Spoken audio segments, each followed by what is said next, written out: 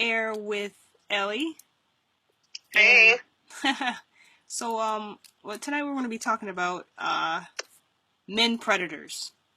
Um, so, basically, well, according to the Urban Dictionary .com, what we're going to be describing tonight is basically a man whore, and it's someone who repeatedly sleeps with random women indiscriminately, without regard to any consequences. Um, so or feelings, right? yeah, I mean, you see it a lot. I mean, a lot of people, will switch it to the other side and say, well, women are the same way, but who is worse, in this society that we live in? We hear, especially with what's going on politically with Trump, some of the comments that he makes. It's just, there's no basis for some of the comments that men make about women and their actions and what they do, and we've lost like a lot of common ground, I think, in the world that we live in. Where's all the gentlemen, really? I don't know because at my workplace there's a lot of locker room talk, like a lot. Like I have to learn to curb my reactions and figure out how I'm going to respond because it's from guys that are nice to me, at work, but it's just they don't think there's anything wrong with it. Yeah. And if you don't think there's anything wrong with that kind of talk, that is why the quote-unquote man whore in society isn't really looked at as a serious threat or a serious problem. Is this do you think this is like a moral thing? Like, as far as this whole thing goes, I mean, is it different between people that believe in a scriptural kind of founding in like relationships, or because I've found that some beliefs that are twisted doctrinally, they think that it's okay for a man to just have more than one wife. Like when we speak about polygamists, I think that it's totally gotten out of hand, a lot of it in the Torah community, and Yes. um, it's just it kind of doesn't even separate itself from like the world where you see a guy that so called as a player, and he wants to have many women. He can't stay with one. If you can't have one woman, um, what makes you think that you can have more than one? I mean, you can't make everyone happy. You can't make them all happy. Someone's going to get hurt in the equation. Um, it's such a huge issue. It is huge, and I mean, I'll tell you my personal opinion on it. I'm dead set against polygamy for myself personally as a doctrine. I think that it's wrong. I don't think any good comes from it. Surely the children suffer the most.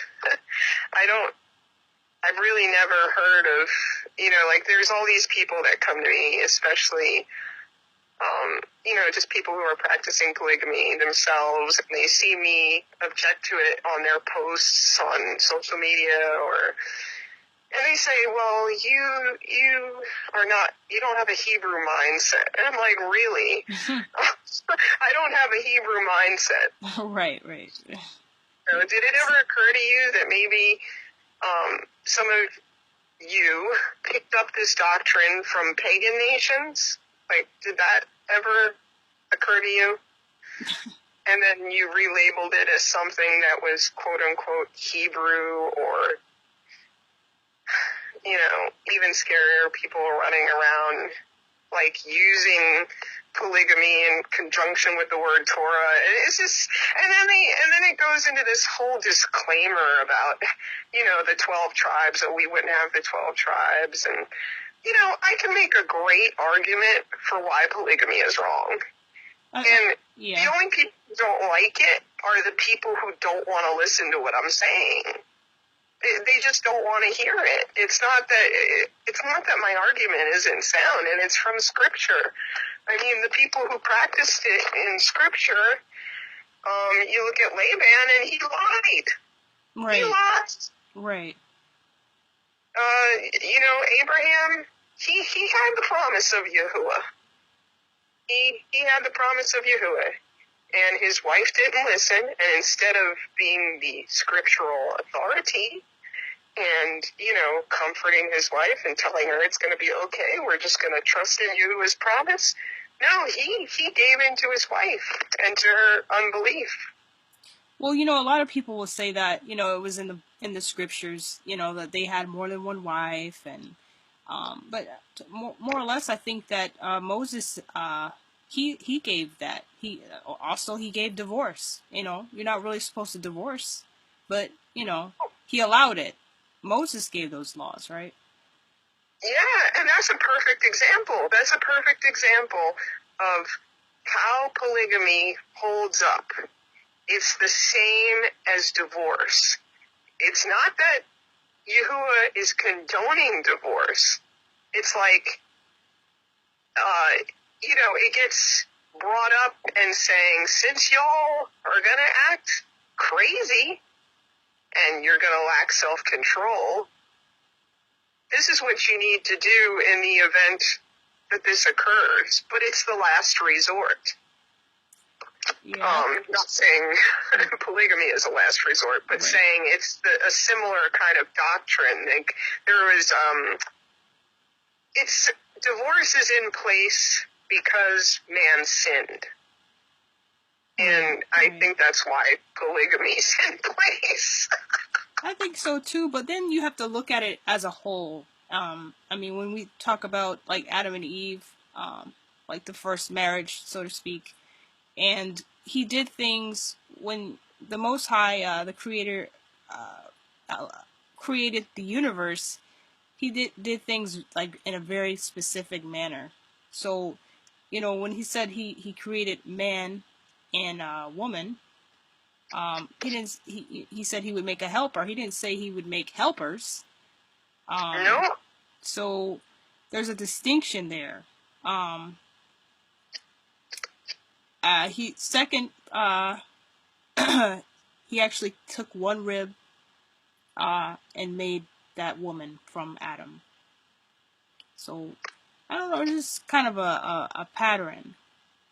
And I noticed that, like, I read some of the extra biblical, books of scripture, and I enjoy some of them, and I think they're scriptural. But I noticed some of the people that endorse polygamy are, going into some of the Gnostic Gospels and some of the way out there kind of doctrines, stuff about Lilith and just weird stuff. And then there's just some of the fruit that comes out of polygamy. I was defending my position on why I didn't like polygamy on social media, and there was a gentleman, if I can call him that, he got mad at me because I said, and I was trying to bring up this question as a legitimate question, about polygamy type marriages, is that, how does a man, he can't satisfy all these women in one night. Right. And I wasn't saying that to be crass. And the guy got on my post and he rebuked me for that and tried to say I was a slut. And wow. Me, I'm just, trying to talk about women's feelings and just talk about the fact that a woman probably wouldn't be happy if her husband got to be with all these other women before her. Yeah. I mean, a marriage is about partnership. A marriage is about trust. A marriage is about, you know, when Adam and Eve were together, there wasn't worrying about other women, and polygamy didn't happen until somebody left. If you look at the scripture, it says they left the presence of Yahuwah. Right. And then it says Lamech had 2 wives. But But you got to think about Lamech, all the things that the ordeals that he went through. I mean, he was out there murdering, and it was not what he was doing was not. He wasn't coded. He bragged of his murderous deeds, and it is just horrible. I mean, when people they talk about the scriptures, they involve polygamous relationships, and it just, the bottom line, it doesn't mean that Yahuwah approves of these things. If we consider like the consequences that came about revealed in scripture, like Abraham, it led to bitterness between, like you were saying, Sarah and her maid, and Hagar. There was proof of that bitterness because she was abusive to Hagar, and Hagar was her maidservant. Right. Right. And Hagar didn't ask for this. Sarah made her step up. And then, if you remember Jacob, Rachel was jealous of Leah. Yeah. And poor Leah, there is actually a part of scripture, and I always identified with this poor woman. It says, it like actually makes a note in the scripture that she felt unloved. Right. Yeah. It does say that. And when it talks about Hagar, it shows how, like, Yahuwah, it says something in the scripture about, like, Yahuwah had compassion on her or something like that. Like, it's talking about how, like, Yahuwah looked upon her situation and thought, she deserves something. There was some sort of compassion or favor because of her predicament. It happened with both ladies. And they're in these tumultuous situations, Right. And whether anybody admits it, everybody wants to be loved. They've done studies, scientific studies, about what happens to babies when they're not held, right, and they're not loved. And that continues into adulthood. And that doesn't stop because somebody becomes an adult. Like, people, want to have human interaction. Is it our priority? Maybe not, but like, it is for most people. Like, they want some sort of love and attention, and I think it comes out in all these unhealthy ways. It does. It just, I think it causes problems. Clearly, we see all throughout scriptures the problems that it caused. I mean, moving into the new covenant. I mean, we have references in I think 1 Timothy 3, somewhere in there, where Paul is talking to Timothy, and in Titus as well, and they told the leaders of the leaders of the assembly must be a husband of one wife, and a lot of people try to dispute that, and because they try to say, well, that's for a leader, or a bishop, or pastor or something like that. But I'm like, why would you try to explain away things? To me, they had to say it because people were lacking in self-control. Yeah, and Paul even speaks about the self-control. He even answered questions that the Corinthian assembly had about marriage. I think in one of those passages, I think he used a singular form of wife and husband throughout the passage. I mean, it's a general kind of feel in the New Covenant teachings and letters, and they weren't speaking about many or multiple wives. I know how I would feel if somebody was in a marriage and my understanding was that the marriage was only with me, and then all of a sudden that they wanted to have some sort of polygamous arrangement, and right. that under the impression that that was the doctrine that they came from, I would be devastated. I would be absolutely devastated if somebody misled me in that way. Right. And then some women, I think they just kind of like compromise. They kind of like, they don't want to make any waves, or they probably want to keep their marriage, but, you know, a man, kind of suggests this type of thing, and it's bad all the way around. You can't be free to, you know, I can't express your say that that's emotions. not a Like, experience. Like, I mean, that would be a wake up moment for me if my spouse came to me and said something like that. Like, to me, that would be a moment of deviance. I'd be like, in my head, I would be thinking, we have arrived at the moment of deviance. right. Somebody straight from the path of self-control. Oh my goodness. I mean, that's where I would be at in my head. Because I have had people try to invite me into a polygamous situation. Yeah, I have to. And it was close friends. It was really close friends. Or maybe they weren't, and maybe they were just hinting at that. I don't really know. You can never really know what's going on inside people's heads. You can have an idea. Yeah. Yeah. But the fact that people kind of like put those things out there, or they test the waters to see if somebody is, amenable to this kind of thing, like, and I see it amongst unbelievers all the time. Like, I saw something in my news feed where a lady who's, I guess, like a political activist, somebody left a note for her on her car about being in a threesome. Wow. Yeah, and they just approached her. They said, "My wife and I think you look good."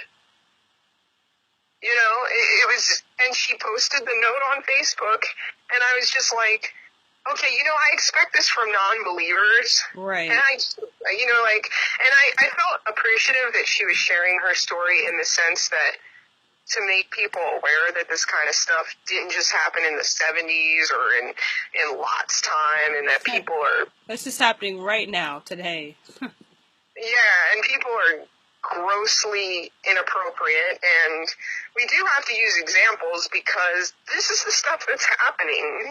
This is what's happening in daily life. This is what people are propagating, and we do have to find a way to deal with it with grace, but it certainly brings up a lot of issues, and I feel like this thing about the male predator is an issue, whether people think it is or not. A man's supposed to be a leader in a relationship. Right. And even if he's just your friend, he should be leading you in spiritual light, not in darkness. And he should be an inspiration to you to a future relationship that you're going to have, not trying to inspire women to catch feelings for him. Right. I just lose the respect for guys who do that. Like they're serial. I mean, there's women who do it too. Don't. Yeah, that's true. That's true. There's plenty of women with a Jezebel spirit out there, but on the topic of a male predator, I see it a lot. Like, there are people that come in the name of Yahushua, in his precious name, and they misrepresent themselves as something that they are not. Yeah, they do. It's kind of like a, it's hidden. You don't know what to expect from somebody like that. Well, it's just so awful to bring somebody into a relationship and that's your feeling. Like, to me, I mean, you might as well go out in the world if you're going to act like that, but don't do it under the guise of the Torah and the law and the prophets and carry the banner and let's hold up scripture and act like this is something righteous. That is sick. I mean, I know that there's going to be a lot of people that listen to this and they're going to be like, well, I don't agree with that, and you don't know what you're talking about, as far as, that's concerned. Like, they're just going to be hardwired for the fact that, you know, in the old covenant they had multiple wives, and it was okay, it was fine. But you know, in the same breath, they're also missing the point. Um, and it's hard to get people to see that, you know, especially if that's their direction, you know. Well, That's I think one thing that's influenced this whole atmosphere, like the whole planet, is just that the elites have really scripted every part of our lives. You know, they've chipped away at the family unit. They've chipped away at, you know, just how we treat each other. Like, I had a brother who had a post on social media, and he was talking about how his cousin said, "I love you, man."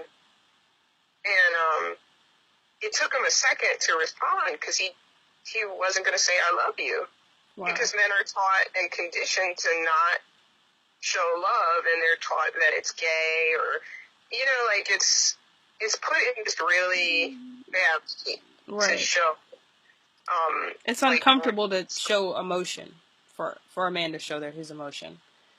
yeah, and they put it in this bad context that it's not manly, and, you know, it's everything's been twisted. Everything's been twisted, and relationships have been twisted, and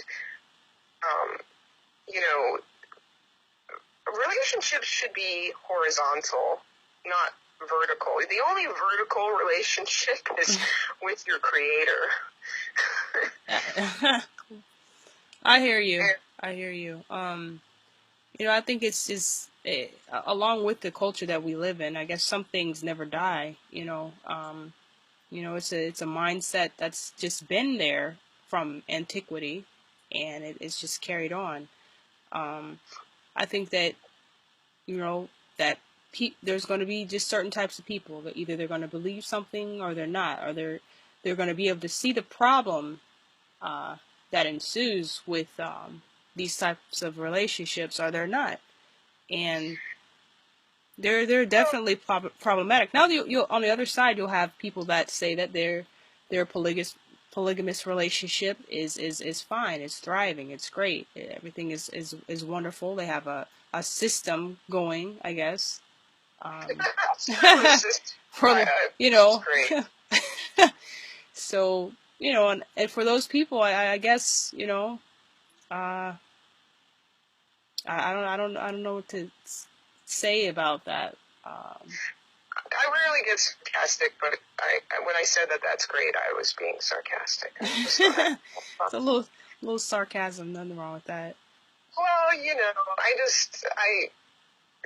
this topic is very sensitive, and sometimes laughing when you're just trying to figure out what motivates people, because you can't figure it out. Yeah, that's a mystery in itself. Oh, what did you say? What did you say? I said that's a mystery in itself. People are mysteries, you know, enigmas, all of them. I do find one scripture that really explains a lot of this misbehavior, and if we're talking just about a quote unquote male predator, or, you know, whoring, or whatever it is. Right. And it's just that it's vanity. There's a scripture that says it's all vanity. Yeah, I think that has a lot to do with it. It does. It does have a lot to do with it. People care a lot how they're perceived, and I think most people, if they're, you know, truly honest with themselves and they take inventory, they will admit that they care how they're perceived. You know, it's kind of like what you do with your caring about that perception. Right. You know, that becomes an issue, but a lot of people just don't hold themselves to a standard. Like what you were saying about Trump, you know, saying some inappropriate things. I mean, he said a lot of inappropriate things about his daughter. Yeah, that's another thing that's really really kind of crazy. Really kind of reflects the world that we're living in now. It does. It does. It really does. I mean, how is it appropriate to the honor of your daughter to speak about her in a sexual manner in a public place? It's definitely perverse. Or ever. It's definitely perverse. It's not normal. There's nothing normal about it. This is the perversion of this age. Where people feel like they can just say anything, and they don't even have a conscience about it. It's like as if it's normal. Yeah, there's definitely a lot of people are definitely desensitized. Yeah, there's a lot of that. Definitely a lot of that going on. But since we're living in the age where people would be kind of like lovers of themselves, just not wanting to love the truth, their hearts are calloused, so we see the scriptures actually like coming alive, with prophecy. Another problem that I see with this male predator thing and this, people coming in the guise of Torah, is that a lot of men are saying they're Torah observant, and they're telling these women out there that we don't need a marriage certificate in the sight of Yahuwah. And that is true. They're not lying when they say that. But the reason to get one, I'll never say it's scriptural to get one, but I will say it shows a certain amount of sense because there's so many males who aren't being a leader, and then they're leading a woman into a sexual relationship and saying they're quote-unquote married, and they're abusive to the woman, or they don't live up to the promises that they made to the woman, or, they're not who they say they are, and they're supposed to be these spiritual leaders. Right. And they say, oh, we're legally married. And now this woman they've brought shame upon her name. Like, if you're supposed to be the leader, and you're going to lead her into a sexual relationship, and you're not going to give her a legal marriage license so that she has some sort of recourse when you've sullied her name, that means you cared about her name to begin with. That means you never cared about her. I mean, going into the whole moral issue, it's like there's no heart there. The question is, are you getting into Torah, and then is that what attracts these men to Torah? Like, okay, wow, I'm in Torah, I can be Torah observant, and I can have more than one wife.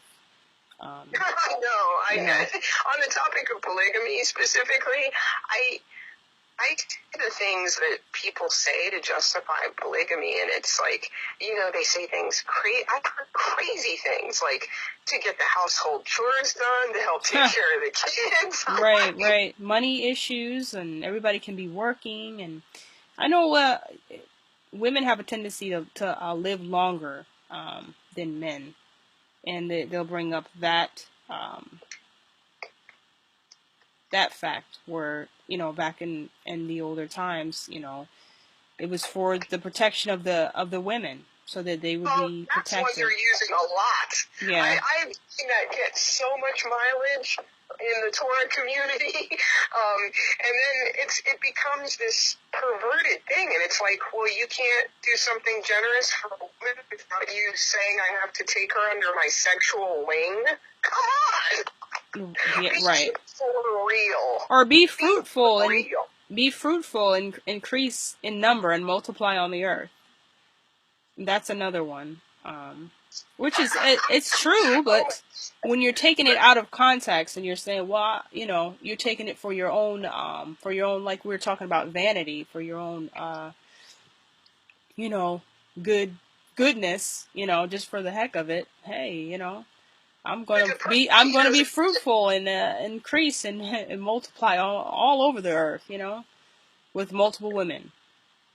That is just the depravity of that thought and to prey upon, some people call women the weaker sex. I had listened to a study, a few months back, proving that women were equal, that they just had a different role. Like, that a man is supposed to be a leader, but that a woman had a different role, which is not to say a woman, can't do certain things. But bottom line is there's just a lot of depravity being perpetrated in order to get what someone wants. And this, in a case of maybe polygamy, the person maybe not saying what they want, and they're telling or giving these women this idea that they're committed to marriage, and they're not marriage-minded at all. Right. It's like they're not. A false ground, I mean, I think that the way Yahuwah, I mean, he allowed, while he, allowed polygamy, I think that the scriptures present monogamy as the plan that, it most conforms closely to Yahuwah's ideal for marriage. I think that was his original intention, was for one man to be married to only one woman. I mean, even it's written. It says, "For this reason, a man will leave his father and his mother and be united to his wife, not wives, and they will become one flesh, not fleshes." So, I mean, I think what it was speaking about in Genesis was that it was describing what marriage is, rather than how many people are involved. So it was more of a consistency there, and then it was used in a singular way. So, I think that that's really the original plan, and it really just got out of hand. It really got out of hand. Oh, sure. Well, I always tell people, murder is recorded in the Bible. Do you think that was his original plan? I mean, do you think he wanted Moses to murder somebody? Do you think he wanted David to murder? Right. I mean, Right. It's recorded in the Bible. Does that mean you approved of it? Right. Exactly. You make a good point. That's a good point. Not everybody thinks in those terms. They think it's recorded, and they try, and that's usually an unbeliever's perspective. They say everything that's recorded in the Bible, see what this creator is like. Right. See what he's like, and they brandish that and like it's a banner, and yet they don't talk about what his original plan was. Exactly. Man rebelled against the plan. I mean, it all started at the beginning.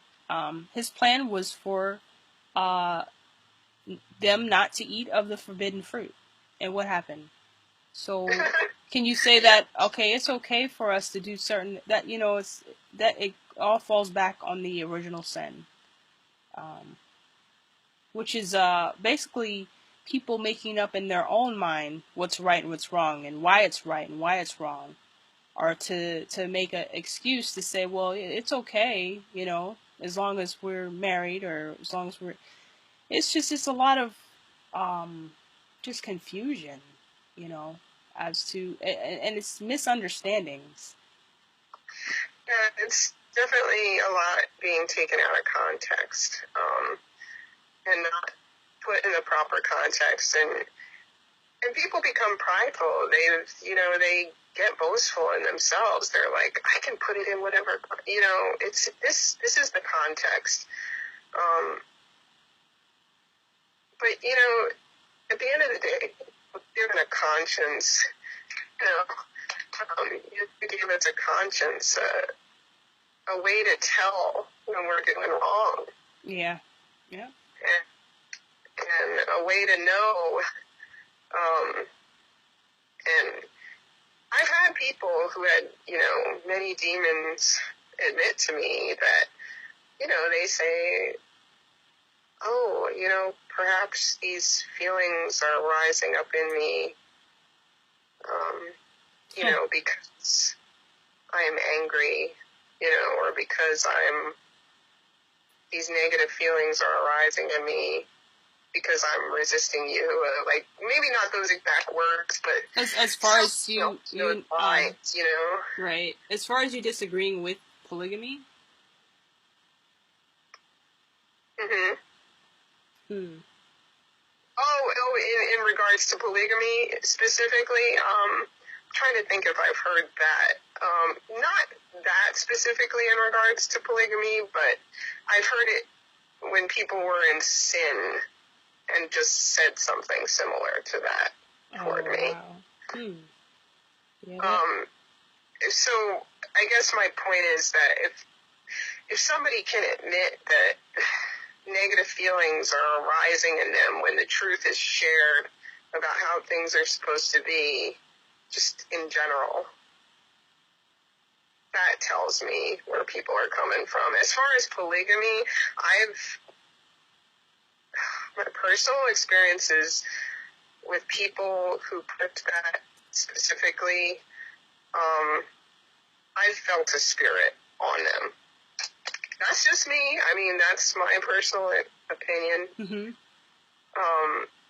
I've had people try and force it on me, and there was like a controlling spirit that went along with it. That seems to be an issue. The issue with polygamy is a controlling spirit, or What about? Would you say it's kind of pushy? Like people get a little bit I pushy. mean, there was one person, and this happened to me, and it kind of like an isolated incident, but this one guy, he was really pro polygamy, and at the time when I friended him on social media, I knew I was against polygamy, but I guess I hadn't really sat down there and thought fully, like, out in context what I thought about it in regards to Torah and everything, and I felt like there was some carryover from my Christian beliefs, and I just felt like it was wrong, but I hadn't really, at that time, I hadn't thought of it in that context, but the second the guy friended me, I felt a spirit attack me. I felt a demon attack me, and I got sick, I got a headache. The second I friended this man, and he was attempting to get us multiple wives, and the second I friended him, I experienced that. It was something pretty intense. And, wow, that's pretty heavy. It was heavy. I mean, I don't want to go into a nebulous kind of thing too deep because, everybody has different beliefs about that, and mine are pretty strong, and I don't wish to force my beliefs upon anybody, but in the sense that it was definitely a real thing that I experienced, I would like to put that forth and share that because it was definitely real. It was definitely real, and I would say that in some instances it can be very pushy. I mean, it seems like that is pushed more than other things that are in the scripture that should be a priority. I mean, what about witnessing to people? What about so many other things? Like all the people that practice polygamy and push polygamy, I notice like witnessing isn't their priority. Like Right. their They just kind of sexual get stuck on it, and they try to I guess they're spreading polygamy instead of the scripture. I mean, that's a lot of men that I've met, they that are polygamists, they tend to fall right back into that, polygamy. What about polygamy? Let me talk to you about polygamy. Polygamy. And you're just like, wait a minute now. What are we talking about now?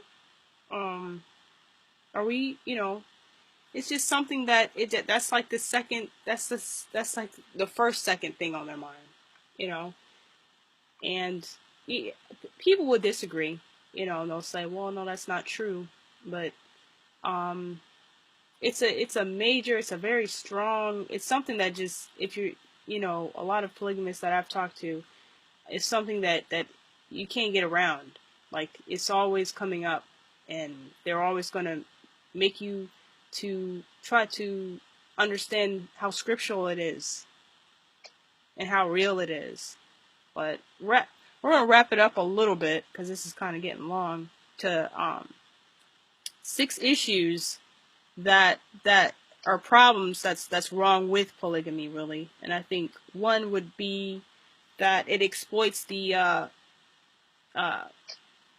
I think it exploits and commodifies men and women. Um, Jacob was exploited and commodified. He was prostituted by his own wife and to his other wife, and Jacob became an object of gain. Number 2 would be polygamy. Is kind of like institutionalized adultery. That's a good way to describe it. And number 3 is that I think that polygamy kills intimacy between a husband and a wife. 4. It definitely does. I would agree with that one. I mean, I'm not married, but I just know that would kill it for me.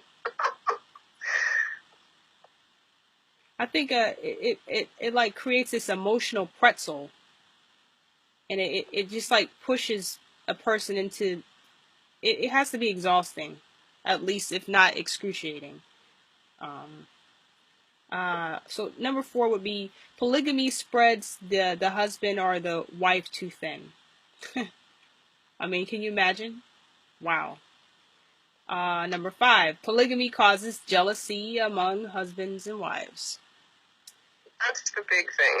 And if there's not more of a reason, it's just like human beings have enough problems with jealousy. They don't need anything added to that. They don't need any help to be jealous. Right. I mean, it's the most common form of sin is jealousy, and the fact that humans lack self-control and they don't practice personal and emotional self-control through the Ruach HaKodesh. Jealousy is one of the top reasons why it'll never work the way that it's not intended. It's not intended. Right. And then finally, number 6, and I might have a bonus one. Polygamy, it just falls short of Yahuwah's design in marriage. And to add to that, the children. Yep. The children were always, if you look at scripture, the children were always hurt. What happened when there was a battle? Leah and her kids were put out in front to die first. Right. Oh, come on. No. Come on. Cold. That's cold. It is cold. I can't think of anything that's more cold. I had so much compassion for that woman in scripture. I mean, she did plenty of things wrong, but in the sense that there were just some things in her life that she was alone in a lot of ways. That poor woman. Yeah, I mean, it's a sad overall. It's a very difficult lifestyle to those who are adjusted to it, and they're doing fine with it. I mean, maybe there's some people out there that have got it together like that. I don't condone it at all, because somebody's gonna come up short at some point. If it's not the children, then it's not. If it's not the children, it's going to be the wife. It's going to be a problem. I can't relate to polygamy in one way, and with my last dying breath, I would say that polygamy is wrong in every single way, and I would not endorse it for anybody, although I can't speak for anybody and everybody, but I can certainly say I believe from a scriptural perspective 100% that it's wrong. Yeah. And I don't think that's what Yehovah intended, and I don't think it's what he wanted. Absolutely. I don't think it's an example of true intimacy and love and concern for your neighbor. It doesn't promote those things, in my mind and from what I've seen in Scripture. And hurting children, that is a huge thing. Hurting children. I mean, there are so many children in society who are parentless. And what are you going to do? I mean, like, I heard all these stories, like, when I was in this particular job, I had a coworker, and her dad had, like, a second secret family. Wow. It's like a secret polygamist. Whoa. Wow. And he wasn't a believer or anything, but he had a second secret family. And this is like an epidemic in some societies, I've heard. In American society, I've heard a lot of them doing this, where they had a family in a whole nother town. Oh my goodness! Wow. So when they go away and their family thinks, they're out there earning money for them and striving for them, and the dad is doing this, and he's just out there with the other family. He's with his second family. Wow. Yeah, and it's on the sly, and I don't have the words. But the children are the ones who suffer the most, who get hurt, and who have to pick up the pieces and become whole and become something other than what they grew up with. Right. Well, we'll have to definitely do like a part 2 to this. For sure. Definitely. So we're gonna sign off for now, and on men being predators, and we'll continue this next time. For sure.